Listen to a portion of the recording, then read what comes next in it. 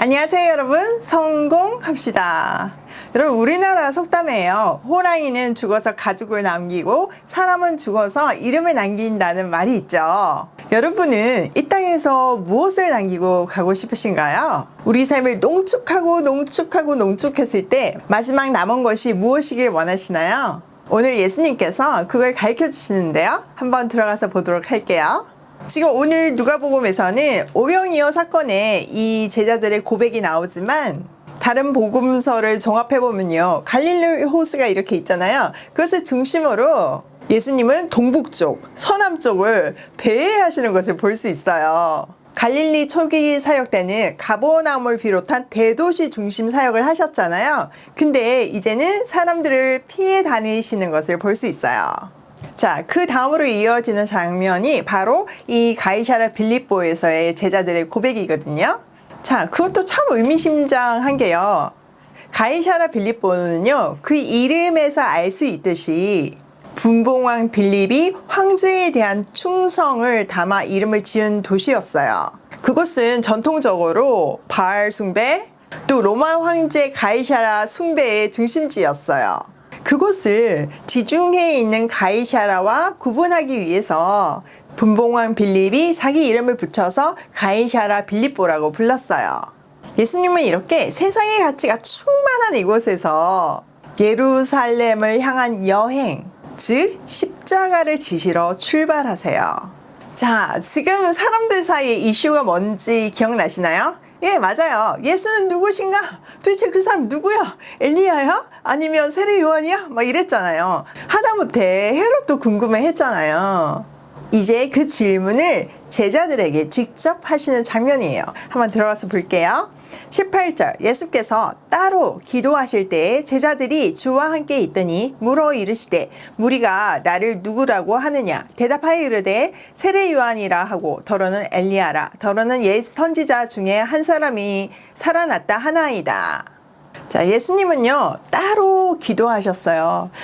진짜 예수님의 인생은 기도하는 인생이셨어요. 기도를 통해서 하나님과의 친밀함을 유지하시면서 사명을 감당하시는 삶을 사신 거죠. 예수님도 이렇게 기도하셨는데 우리가 무슨 배처로 기도하지 않을 수 있겠어요. 자, 기도는 중요해요. 예수님은요, 먼저 제자들에게 사람들은 나를 어떻게 생각하느냐 라고 물으셨어요. 제자들은 들은 대로 세례 요한, 엘리야, 또 옛 선지자 중에 한 사람, 이렇게 얘기를 한다고 소문을 전했어요. 자, 20절, 예수께서 이르시되 너희는 나를 누구라 하느냐? 베드로가 대답하여 이르되 하나님의 그리스도시니이다 하니. 이어서 그러면 너희는 나를 누구라 생각하느냐? 이렇게 물었어요.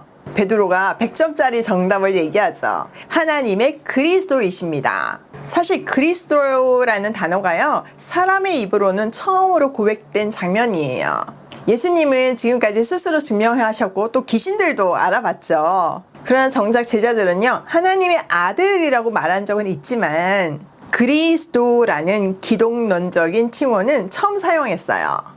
자, 21절, 경고하사 이 말을 아무에게도 이르지 말라 명하시고 이르시되 인자가 많은 고난을 받고 장로들과 대제사장들과 서기관들에게 버림받아 죽임을 당하고 제3일에 살아나야 하리라 하시고. 자, 마태복음에 보면 이 고백 위에 예수님이 교회를 세우겠다고 말씀하세요. 그리고 음부의 권세가 이기지 못할 것이라고도 하셨어요. 또 천국 열쇠를 주셔서 땅에서도 매면 하늘에서도 매이고 땅에서도 풀리면 하늘에서도 풀릴 거라고 말씀하셨어요. 완전 교회론이죠. 그 말을 하신 후에 자기가 그리스도인 것을 아무에게도 알리지 말라고 하세요. 누가도 지금 그 내용을 기록하고 있잖아요. 이것은요, 제자들이 아직 유대적인 메시아 개념에서 벗어나지 못했기 때문에 혹시 잘못 전달될 수 있는 거죠. 그래서 그거를 방지하신 거죠. 또 드디어 십자가에서 죽으시고 3일 만에 부활하신다는 사실도 말씀하세요. 베드로가 지금 주는 그리스도라고 말했잖아요. 그 그리스도가 인류를 구원하기 위해서 죽으러 왔다는 것을 말씀해 주시는 거예요. 예수님은요, 고난을 받으실 것을 3번 말씀하시는데요, 오늘 본문이 처음 말씀하시는 장면이에요. 마태복음에 보면 예수님께서 고난 당하다가 죽으신다는 얘기에 막 베드로가 발끈하잖아요. 그래서 막 예수님을 밀치는 장면이 있잖아요. 그렇게 했던 이유는 자기가 기대하는 메시아하고 완전 달랐기 때문이에요. 그러면서 절대 그런 일이 일어나서는 안 된다고 하잖아요. 그러니까 베드로의 말은 예수님한테 구속 사역을 포기하라고 하는 말과 같아요. 자, 23절. 또 무리에게 이르시되 아무든지 나를 따라오려거든 자기를 부인하고 날마다 제 십자가를 지고 나를 따를 것이니라. 누구든지 제 목숨을 구원하고자 하면 잃을 것이요 누구든지 자기를 위하여 제 목숨을 잃으면 구원하리라. 사람이 만일 온 천하를 얻고도 자기를 잃든지 빼앗기든지 하면 무엇이 유익이리요. 누구든지 나와 내 말을 부끄러워하면 인자도 자기와 그 아버지와 거룩한 천사들의 영광으로 올 때 그 사람을 부끄러워하리라. 내가 참으로 너희에게 이르노니 여기 서 있는 사람 중에 죽기 전에 하나님의 나라를 볼 자도 있느니라. 예수님은요, 자기의 죽으심과 제자도를 연결하세요. 누구든지 자기를 따라오려거든 날마다 자기를 부인하고 자기 십자가를 지고 따라오라고 하세요. 당시에 가장 수치스러운 처형법이 십자가 처형이었거든요. 그래서 죄수들이 그 가로 십자가를 지고 세로 십자가가 서 있는 그 형장에 갈 때까지 엄청 비웃고 조롱했어요. 주님은 우리에게 당신도 그 길을 가셨던 것처럼 우리에게도 그 길을 가야 한다고 말씀하시는 거예요. 또 우리가 십자가를 지고 주님을 따라야 하는 이유를 3가지로 말씀하시는데요. 첫 번째, 자기 목숨을 구하고자 하면 잃을 거지만 주님을 위해서 자기 목숨을 잃으면 찾을 것이기 때문이에요. 두 번째, 사람한테 제일 중요한 것이 생명인데 영원한 생명을 위해서 육신의 생명을 버려야 하기 때문이에요. 또 세 번째, 마지막 날에 주님 다시 오실 때 우리의 행한 대로 갚으실 것이기 때문이에요. 한마디로 요약하자면 우리에게 제일 귀한 목숨을 버림으로 영원한 하나님 나라의 유업을 받는다는 얘기예요. 또 그것을 죽기 전에 볼 자도 있다고 말씀하세요. 이 구절은요, 해석도 어렵고 의견도 굉장히 분분해요. 가까이는 그 바로 다음에 이어지는 예수님의 변형을 얘기한다고 얘기하기도 하고요. 또 더 나아가서는 부활, 승천, 성령 강림 등을 통한 하나님 나라의 임재를 가리킨다고 말하기도 해요.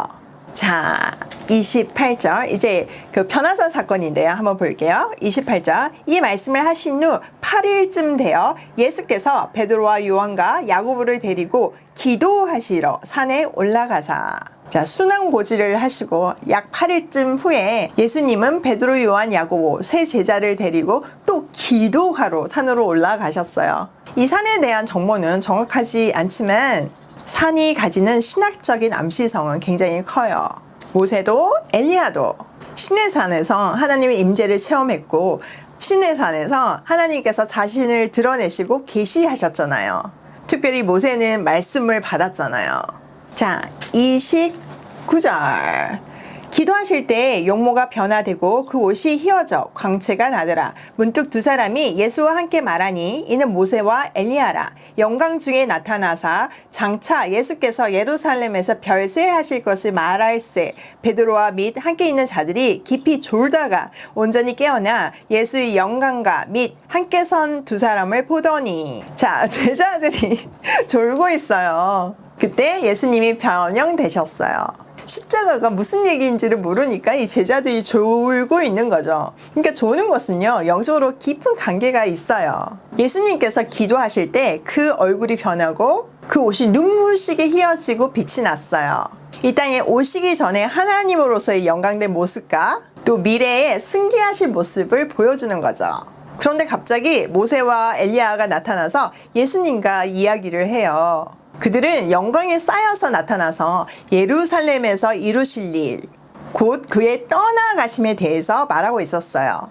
지금 개역개정에 보면요, 예루살렘에서 별세하실 것이라고 기록되어 있는데요. 사실 이건 조금 잘못된 번역이에요.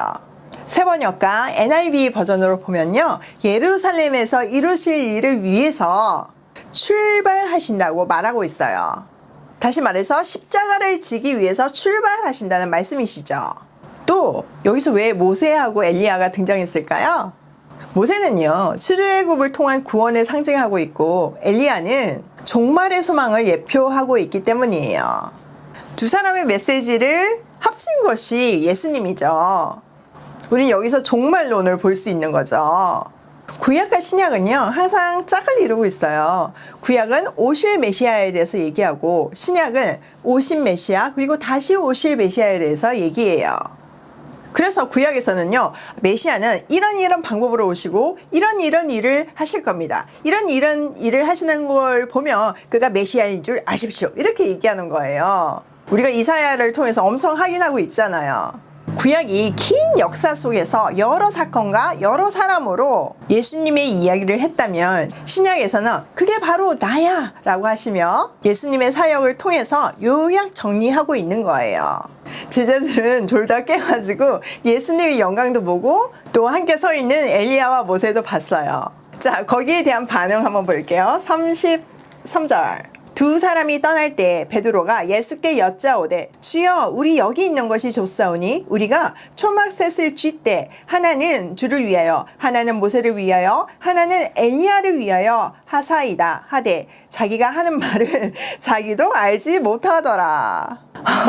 너무 재밌죠? 자기가 하는 말을 자기도 모른대요.